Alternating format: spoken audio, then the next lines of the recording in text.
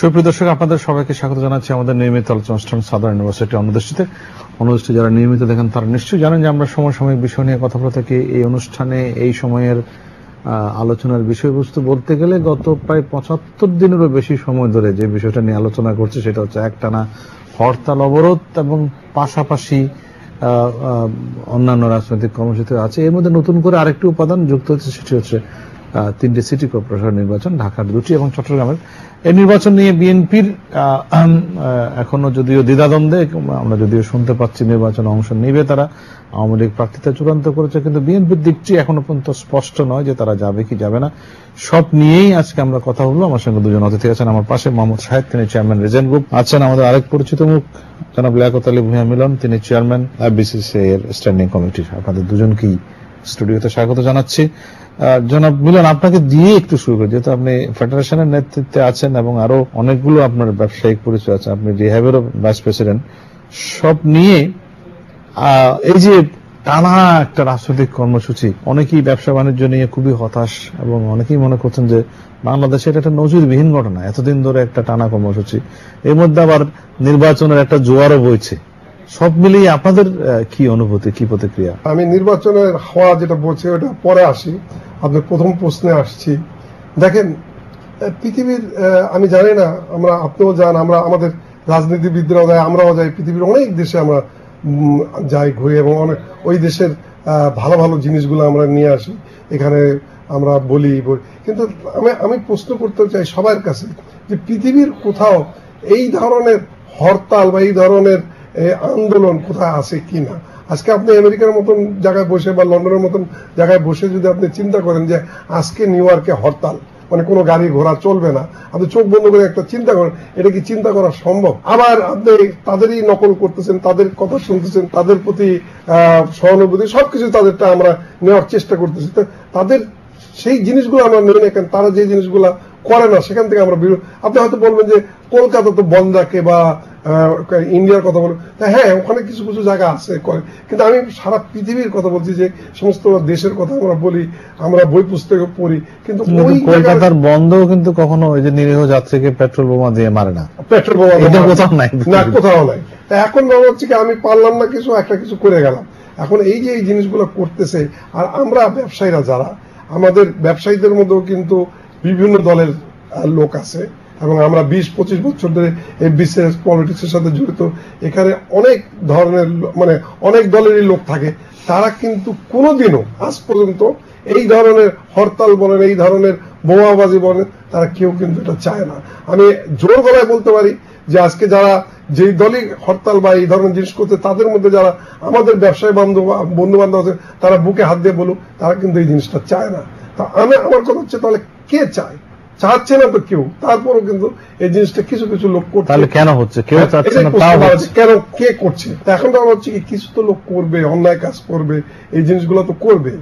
সেই জিনিসটা থেকে আমাদেরকে এখন কিন্তু ভাবার সময় আসছে, বেরিয়ে হওয়ার সময় আসে, সবকিছু জিনিসই কিন্তু বেরিয়ে আসে। আরেকটা জিনিস আমি বলবো যে এইটা একটা ভালো দিক। ভালো দিকটা কোনটা? দেখুন, এখন যেভাবে হরতাল ডাকছে, হরতাল কিন্তু ওই পরিমাণ হচ্ছে না। এতে কিন্তু হরতাল ডাকলেই যে হরতাল হতো, সেখান থেকে কিন্তু কিছুটা আমরা বেরিয়ে আসছি। আপনি দেখেন, আমার তো মনে হয় হরতালের মধ্যে সবচেয়ে জ্যাম বেশি। আজকে যে আমি আপনার এখানে আসছি, গাড়ি আর এক জায়গায় রেখে আসছি, তা আমার মনে হয় কি এটা মনে একটা গুডস, মানে এটা একটা গুডস, হরতাল নামক একটা কর্মসূচির অপমৃত্যু ঘটেছে, এইভাবেই হয়তো ধ্বংস হয়ে যাবে। মোহাম্মদ শাহেদ, আপনাকে জানতে চাই, আপনারা ব্যবসায়ী কিভাবে দেখেন এই পুরো পরিস্থিতি? পুরো পরিস্থিতি একটা ঘোলাটে পরিস্থিতি এখন।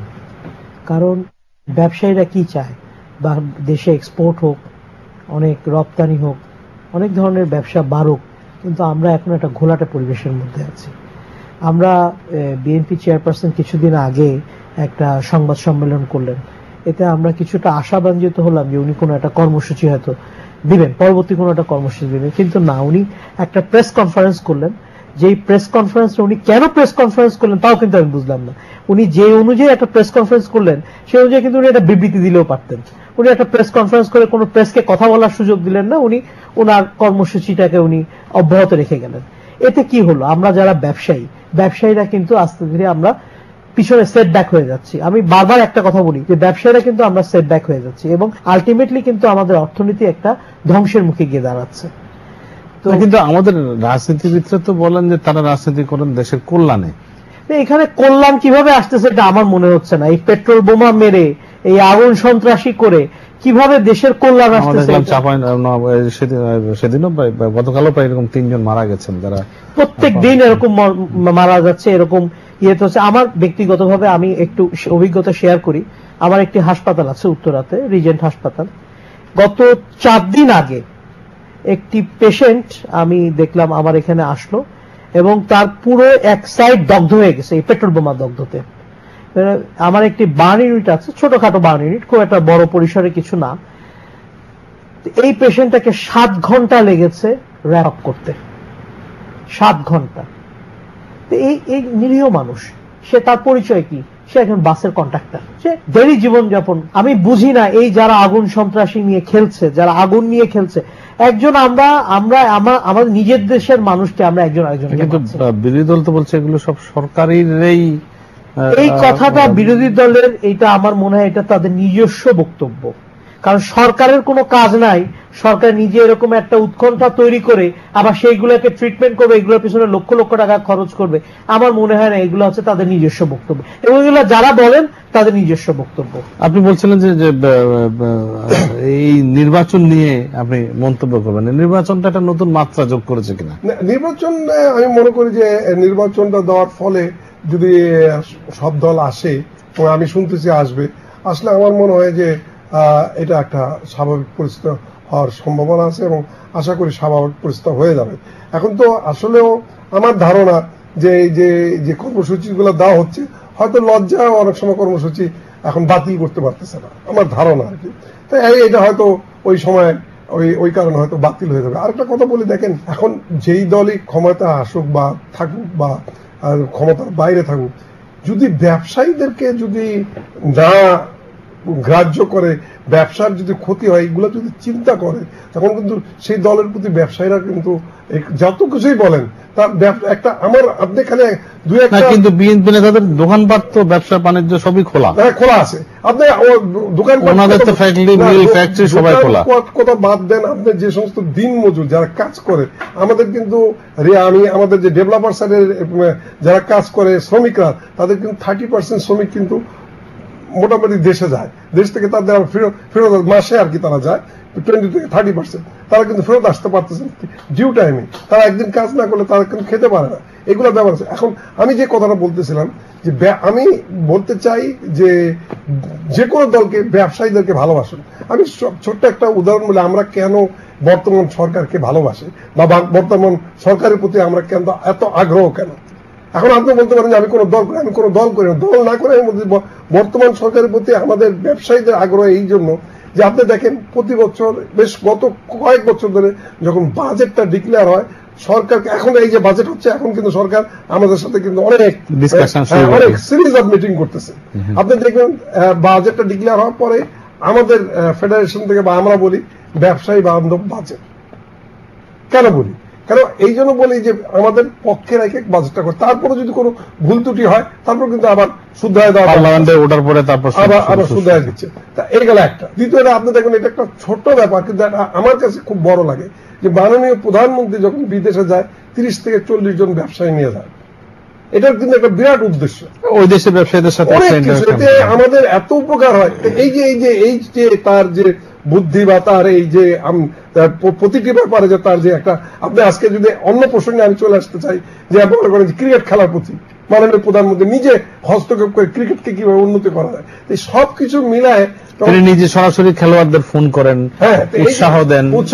আমরা দেখলাম এমনকি এই যে ভারতের সঙ্গে আমাদের একটা হারের পরও তিনি সবাইকে টেলিফোনে সান্ত্বনা দিয়েছেন যে আমরা একদিন জিতবো, যদিও তারা গতকাল ফিরেছে। আমরা দেখলাম যে ব্যাপক সম্বর্ধনা বিমানবন্দরে। আপনি ক্রিকেট নিয়েও কিন্তু ব্যাপক উৎসাহ আমি শুনেছি আপনার বিরুদ্ধে, আপনার বইও আছে প্রকাশিত।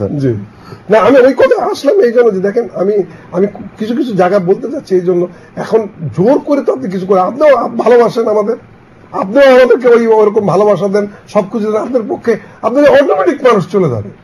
এটা কিন্তু আটকে রাখতে পারে না। ভালোবাসাটা এরকম জিনিস, বা আমাদের যেভাবে আমাদের বর্তমান আপনি দেখেন, আজকে অনেকে বলে আপনি চিন্তা করেন মিরপুর থেকে আপনি এয়ারপোর্টে 10 মিনিটসের মধ্যে চলে যাচ্ছেন, যেভাবে কাজগুলা হচ্ছে, যে ফ্লাইওভার থেকে আরম্ভ করে যে এই কাজগুলা যখন আরো ব্যাপকভাবে হয়ে যাবে, তখন আপনি তো ঢাকা শহরে মনে করেন যে আপনি ব্যাংকক বা অন্য জায়গায় এটা আপনি করতে হবে। এখন কলকাতার মতো শহর কিন্তু পাল্টে, একসময় কলকাতা আমরা গেলে কিন্তু অনেক আমাদের আমরা শুনছি বা দেখছি যে আমাদের এখন কলকাতা কিন্তু অনেক পরিবর্তন আসতেছে। তারা কেন করতেছে? নিশ্চয়ই এগুলো দরকার আছে, আমাদের দেশে এগুলো দরকার আছে।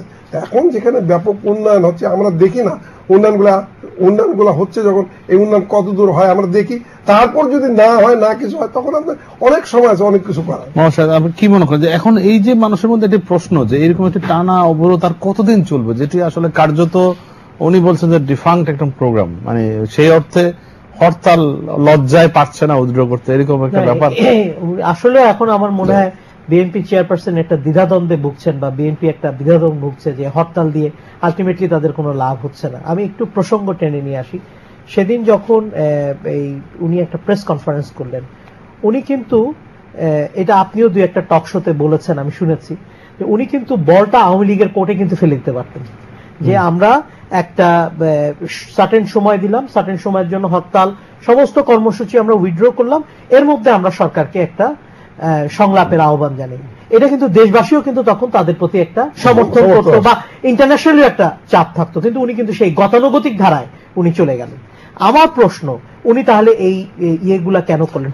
বিএনপির পলিটিক্সটা ঠিক বোঝা যায় না আসলে তারা কি করছে। যেমন কি ইলেকশন নিয়ে বিএনপি পন্থী বুদ্ধিজীবীরা বলছেন যে বিএনপি যাওয়া উচিত, কিন্তু বিএনপির পার্টির লোকজন বলছে না, আমরা এখনো দ্বিধাদ্বন্দ্বে। ওনারা কিন্তু রিসেন্টলি কিন্তু বার কাউন্সিল ইলেকশনে গিয়েছেন, কিন্তু রিসেন্টলি বার কাউন্সিল ইলেকশন কিন্তু ওনারা কিন্তু সব ধরনের কার্যক্রমে অংশগ্রহণ করতেছে, কিন্তু তার মধ্যে তারা এই টানা হরতাল অবরোধ এগুলা দিয়ে রেখেছে। এগুলা কিন্তু আমাদেরকে একটা ভোগান্তি এবং বিভ্রান্তি সৃষ্টি করা, এবং বিএনপি চেয়ারপারসন বুঝতেছেন না। বলছেন যে বলের কথা বলছেন না, তারা কিন্তু ইচ্ছে করলে এই যে সিটি কর্পোরেশন নির্বাচন, এটাকেও একটা কৌশল, রাজনীতিতে একটা কৌশলের খেলা। তারাও বলতে পারতো যে আমরাও নির্বাচনে অংশ নিতে চাই, কিন্তু আমার দলের মহাসচিব এবং আমার দলের সব সিনিয়র নেতারা এখন জেলে, আগে তফসিল ঘোষণার আগে তাদেরকে মুক্তি, আগে আমি এদের মুক্তি চাই।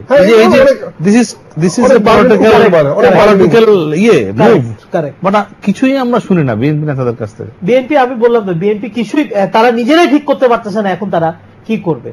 আর সবচেয়ে বড় কথা হচ্ছে না, একটাই জিনিস আসে যে অজ্ঞাত স্থান থেকে একটি বিবৃতি আসে 72 ঘন্টা, শেষ হলে 48 ঘন্টা, যতক্ষণ আবার 72 ঘন্টা, আবার 48। আমার কাছে কথা হচ্ছে